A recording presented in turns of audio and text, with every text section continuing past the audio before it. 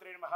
నమస్కారం. సద్గురు జ్యోతిష్యాలయం వారి యొక్క ఆంగ్ల నూతన సంవత్సర రాశి ఫలితాల తర్వాత ఫిబ్రవరి రాశి ఫలితాలు మనం తెలుసుకోబోతున్నాం. జాతకం అనగానే అందరికీ ఒక క్యూరియాసిటీ, ఈ నెల నాకు ఎలా ఉంటుంది, వ్యాపారం ఎలా ఉంటుంది, ఉద్యోగం ఎలా ఉంటుంది, ఆరోగ్యం ఎలా ఉంటుంది, అసలు నా పరిస్థితి ఎలా ఉంటుంది, అసలు జాతకాన్ని నేను ఎంతవరకు నమ్మొచ్చు, జాతకంలో విశేషాలు ఏంటి అంటే ఇక్కడ వచ్చి గోచార గ్రహస్థితుల్ని దృష్టిలో పెట్టుకొని అన్ని వర్గాల వారిని లెక్క వేసి, ఇది వచ్చి ఒక ప్రామాణికం అన్నమాట. ఈ లెక్క వేసి ఏ గ్రహాలు ఎలా ఎలా ఉన్నాయి, వారి యొక్క ఫలితాలు ఎలా ఉంటాయనే దాన్ని లెక్క వేసి చెప్పడమే ఈ యొక్క రాశి ఫలితాలు. మీ యొక్క వ్యక్తిగత జాతకానికి ఇది ఒక 40% మాత్రమే వర్తిస్తుంది. మీ సంపూర్ణ జాతకం తెలుసుకోవాలి అని అనుకుంటే మీ పరిసర ప్రాంతాల్లో ఉన్నటువంటి జ్యోతిషాస్త్ర నిపుణుల్ని మీ యొక్క date of birth, time of birth, place of birth ఇచ్చి తెలుసుకోండి. మళ్ళీ చెప్తున్నాను, జ్యోతిష్యం జాతకం అనేది పడుతున్న వర్షానికి ఒక గొడుగు మాత్రమే, కానీ జ్యోతిష్యం జీవితం కాదు. మీరు మిమ్మల్ని నమ్మండి, జ్యోతిష్యం ఆ దారిలో మీకు సపోర్ట్ చేయండి. ఎవరైనా అడగాలనుకుంటున్నారు లేదా మా ద్వారానే అడగాలనుకుంటున్నారా? 21 వయసు లోపు ఉన్న వాళ్ళు అడగకూడదు, చదువుకోవాలి విద్యార్థులు. 60 వయసు దాటిన తర్వాత మీరు అన్నీ అనుభవించేశారండి, అన్నీ తెలుసు మీకు. జీవితంలో అన్ని వర్గంలో ఉన్నటువంటి వసతులు, కష్టాలు, సుఖాలు అన్నీ పొందారు కాబట్టి మీరు దైవ ప్రార్థన చేసుకోండి, మీకు అన్ని మేలుగా జరుగుతుంది. ఎవరైనా జ్యోతిష్యం తెలుసుకోవాలనుకుంటే వ్యాపారం, ఉద్యోగం, వివాహం, సంతానం, ఆరోగ్యం గురించి ఏమైనా తెలుసుకోవాలనుకుంటే అడగండి. ముందుగా మన యొక్క టీవీ ఛానల్ ద్వారా చూస్తున్నటువంటి ప్రేక్షక మిత్రులందరికీ కూడా శుభాకాంక్షలు. చాలా చక్కగా మమ్మల్ని ఆదరిస్తున్నారు చూస్తూ, కానీ కొంచెం అట్లా like and share and subscribe చేస్తే ఎంతో బాగుంటుంది కదా. మంచి విషయాలు మేము తెలుపుతున్నాము అనుకుంటున్నాం, అది మీకు ఇది మంచిది అనిపిస్తే సబ్స్క్రైబ్ చేయండి. మీతో ఒక 18 మందిని సబ్స్క్రైబ్ చేయించండి. జ్యోతిషాస్త్రరీత్యా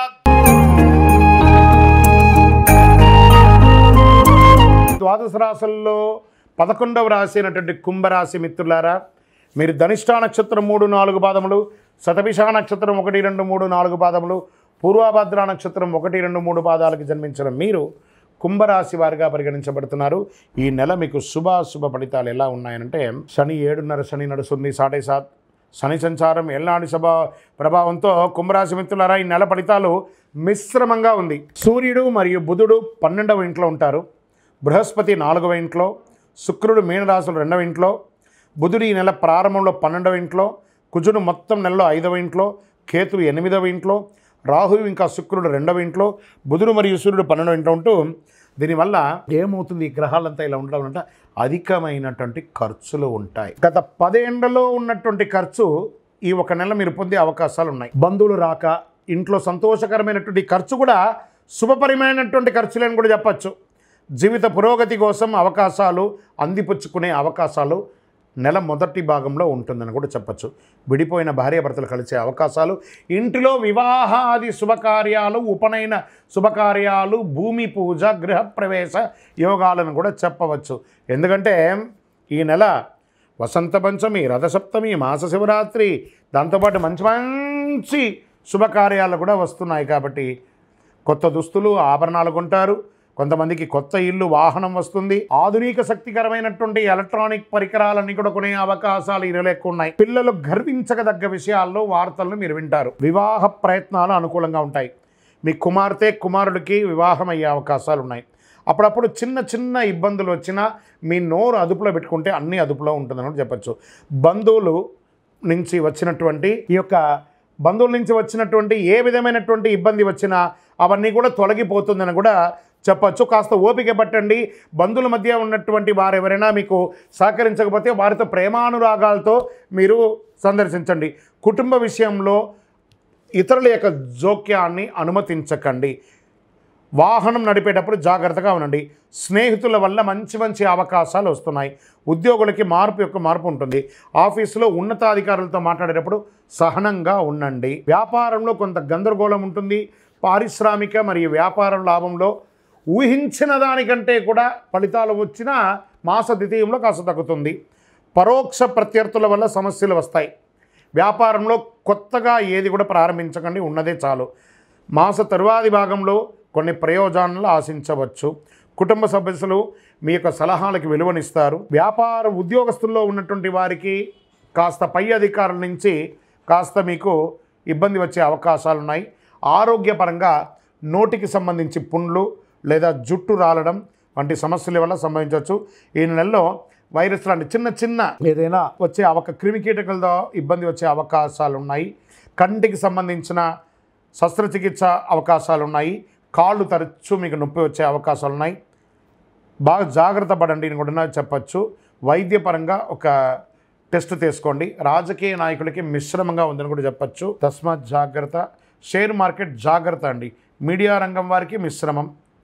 విద్యార్థులు బాగా చదవాలండి. ఈ నెల సానుకూలమైనటువంటి రోజులు అని చెప్తే 2, 4, 8, 11 చంద్రాష్టమం.